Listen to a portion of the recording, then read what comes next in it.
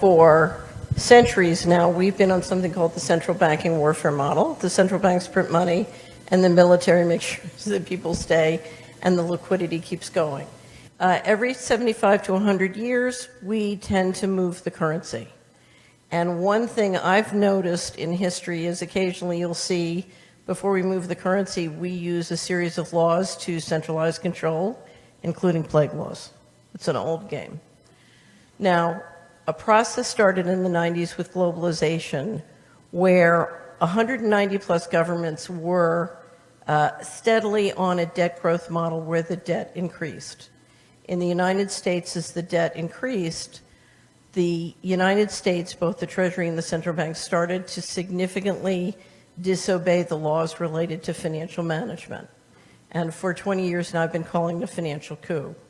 And it was inevitable as you built the debt up and the assets disappeared from some governments that you would have to do a reset. You needed, you were coming into a situation where you had an aging generation with retirement funds, and given the leverage in the economy and the way you were running things, you weren't going to be able to keep your promises.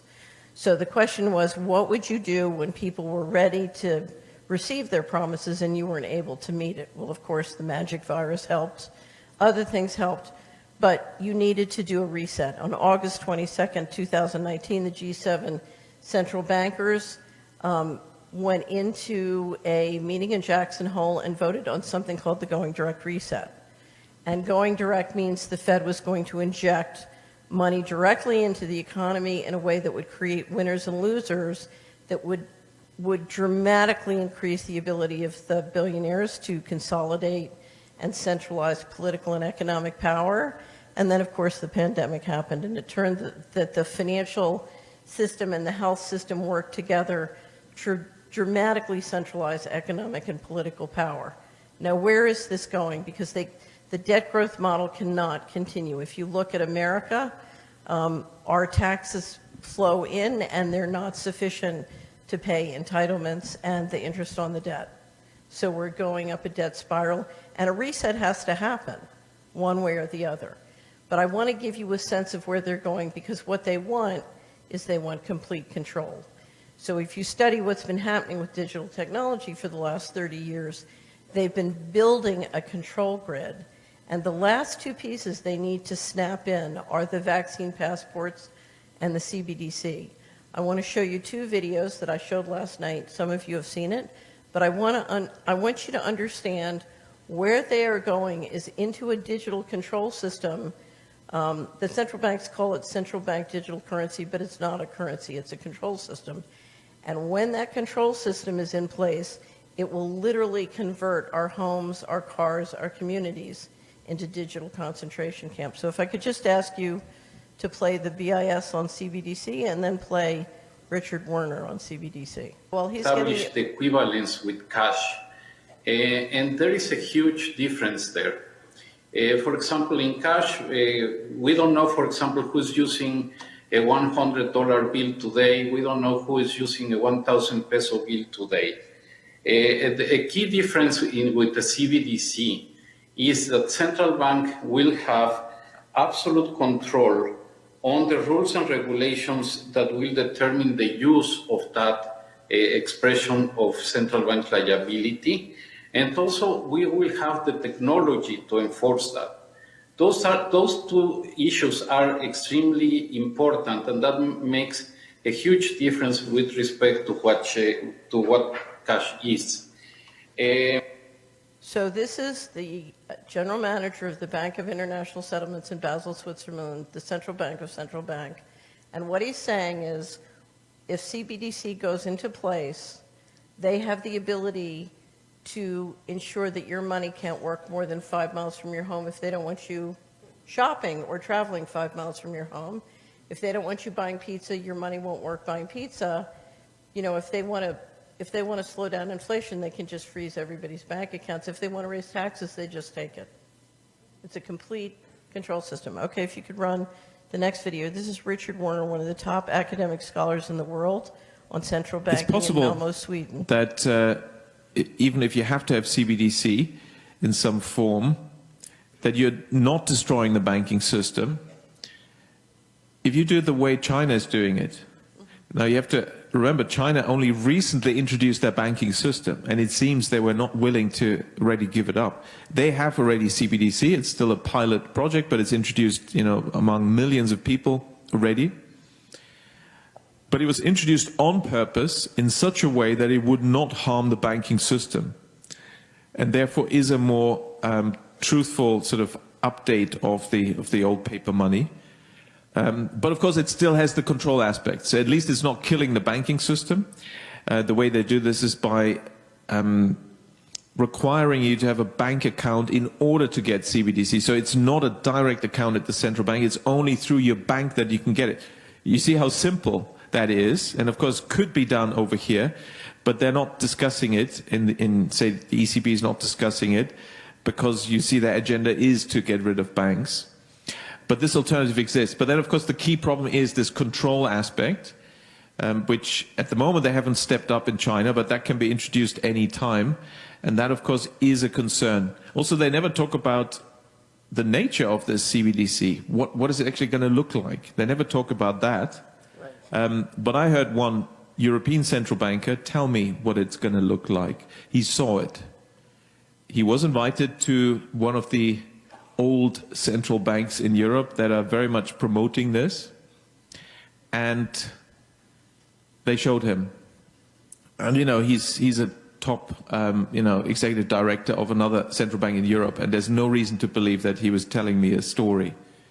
And it was around this large, and would be implanted under your skin. So that is the plan. Right. And of course that has other implications on top of what we've mentioned, on top of the control aspects, because that actually enters your body, in my view violates human dignity, and can be then used for even in terms of functionality beyond the monetary and economic transaction purposes. So highly dangerous, and definitely something we have to oppose. And so using cash is one of the things we can do to make sure that the hurdle will be higher for the central planners to introduce the CBDC. So what we're watching, we have many different industries trying to help produce central control, whether it's healthcare or banking. But what we're looking at is, as Bobby would say, the billionaire class looking on using digital technology to assert human control, which is outside of any constitutional framework that we understand, but also outside our values as a civilization is what is and is not human. So when the World Economic Forum says it's 2030 and you have no assets, I believe they're serious, because that's what this technology is designed to do. And that's why, when you say, whatever you do, don't comply, if you understand where they would like to go, the very best thing we can do is say no now, because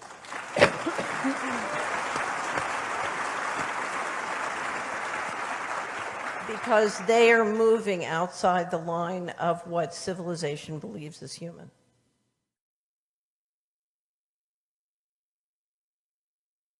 The number one thing we can all do is bring transparency. I used to have a pastor who would say, if we can face it, God can fix it. And this is a situation where we've been in denial for many years as a country. And I'm going to tell again the red button story. In 2000, I gave a speech to a wonderful group of people who have a conference on how we can evolve our society spiritually. And I had been asked to talk about the intersection between organized crime and Wall Street in Washington. And I was in the middle of the speech, and I was describing the fact that the Department of Justice had told a reporter I was working with that as of 1998, when they did the Dark Alliance testimony in Congress, that the U.S. economy laundered $500 billion to $1 trillion a year of all illegal monies.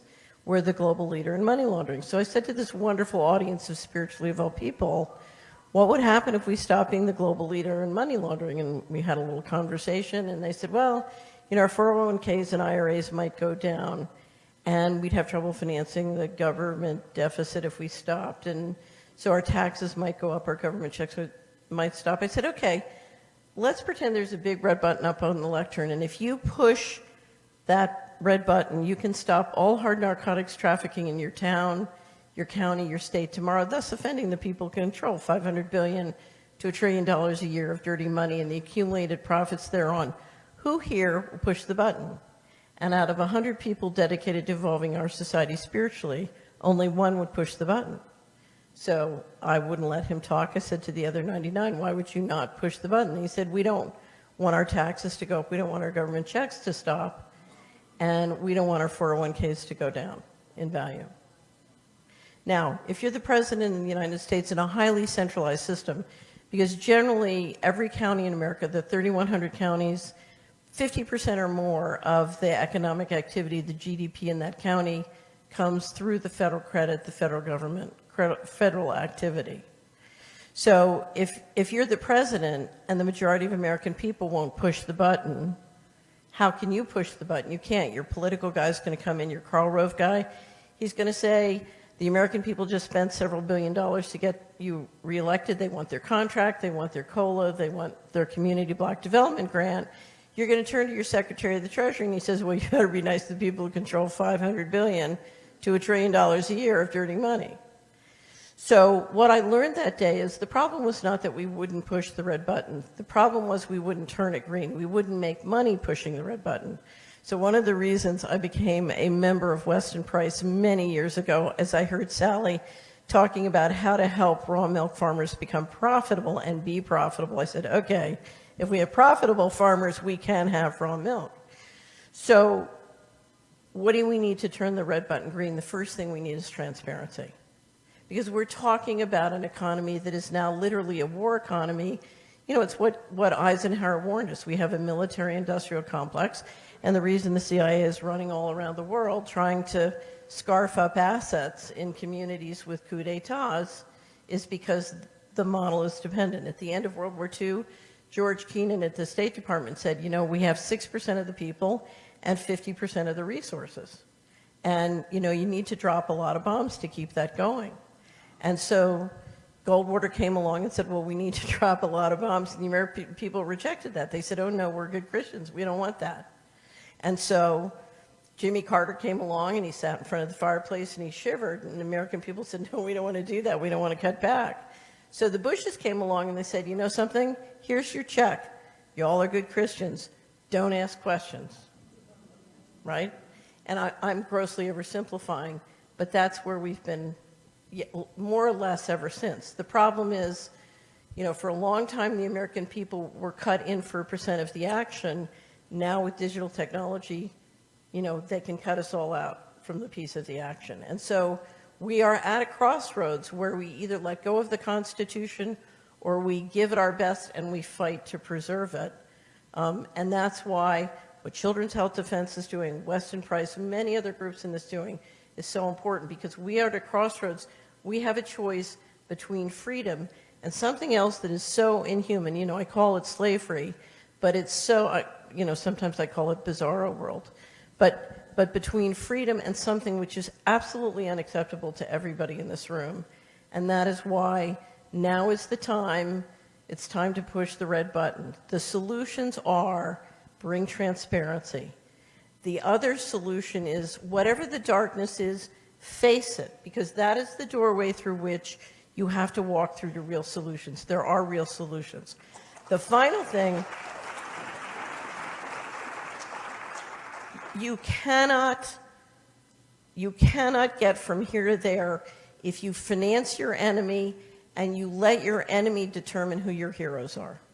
And this gets back to the media conspiracy.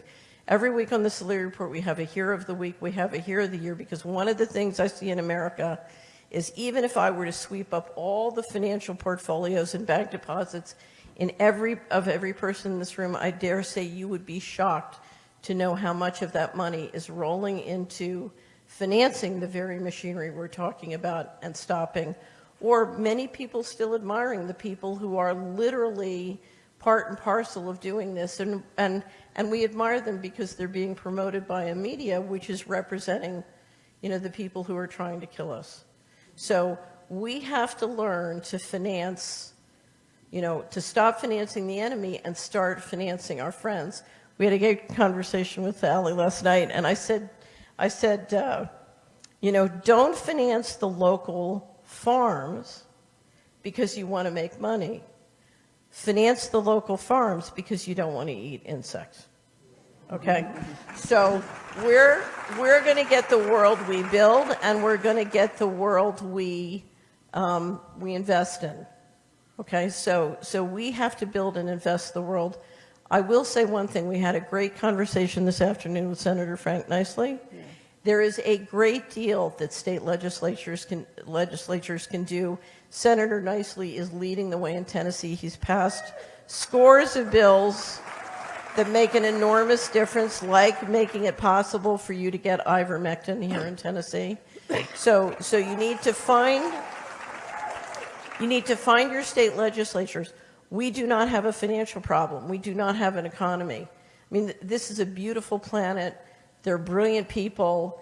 All the financial and economic problems can work if we have sovereignty in the rule of law. Without sovereignty in the rule of law, we have no financial assets that have any value, and that's why children in health defense going back into court and back into court and back into court. The Constitution has been worn out and tattered, but as you push the red button, as you change how the money works, one of the things we must do is protect the Constitution. And I can't tell you what a difference it makes and what would happen if they are able to do things like have a constitutional convention and tear it down. So just remember, we have to have sovereignty. The question is, how do you create the conditions for individual sovereignty and governmental sovereignty? And that is a reason to work with your state legislatures and your local legislatures to do it, both for food sovereignty, health sovereignty, and financial sovereignty. So, Catherine, should we buy gold and silver? So, if you go to Solari and put it in the search box, you can pick it up. It's public. There's a commentary I wrote many years ago called "What Percentage of My Assets Should I Hold in Gold and Silver?" I think gold and silver is very useful. It could also be used to kickstart a local currency. But you have to understand there are no magic bullets, okay? And so gold and silver is often held out as a magic bullet. It's not a magic bullet. I do have one of my favorite expressions is always have enough gold to bribe the border guards.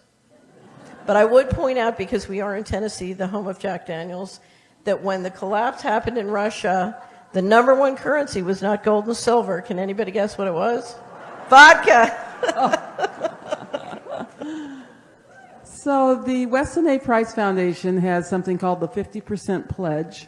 We ask everybody to take the pledge, and that is to spend 50% of your food dollars directly with local farmers and artisans, and the other 50% you can celebrate how small the world has become and eat rice and pineapple and stuff. So maybe each of you would like to comment. Can you get them to do it in cash while they're doing it? We didn't put that in there, but that would be a good thing to add.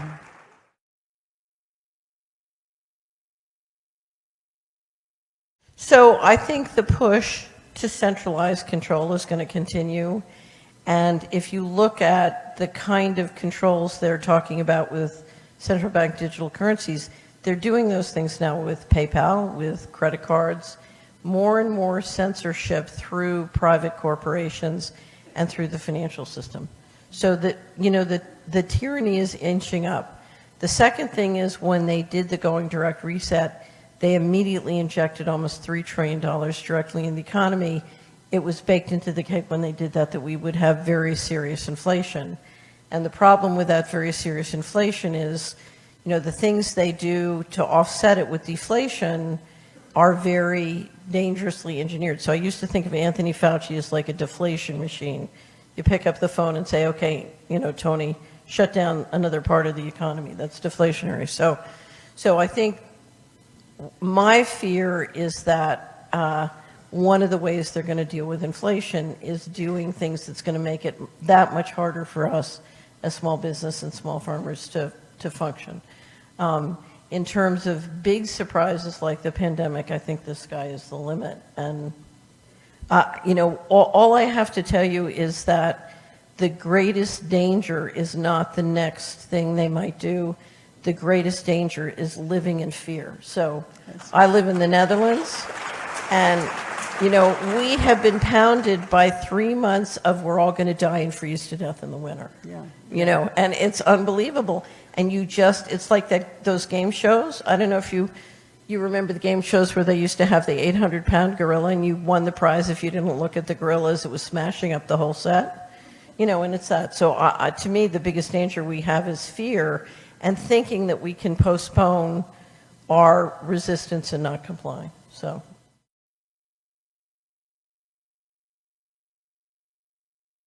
So I would say the three things we have to do. The first thing we have to do is protect them from the great poisoning.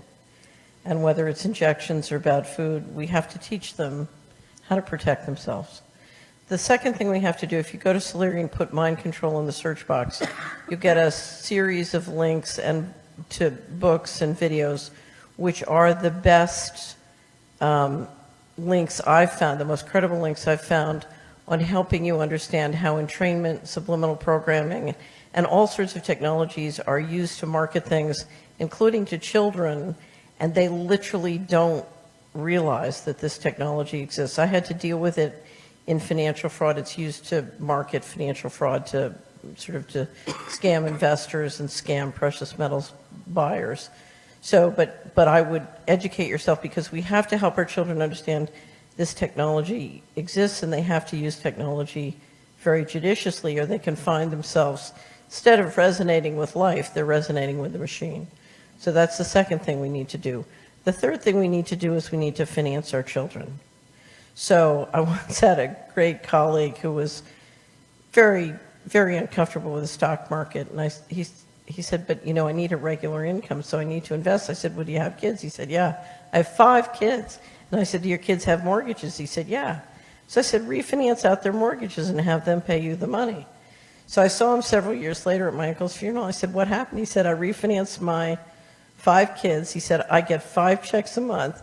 It's great. I sleep like a baby, but I miss the up in the stock market. But I will say this, if you look at the biggest drain locally, so think about this if you're a chapter leader and in your neighborhood, the biggest investment we make in this country, county by county, is we raise and educate our children, and then we ship them off to work for the guys who are trying to centralize control.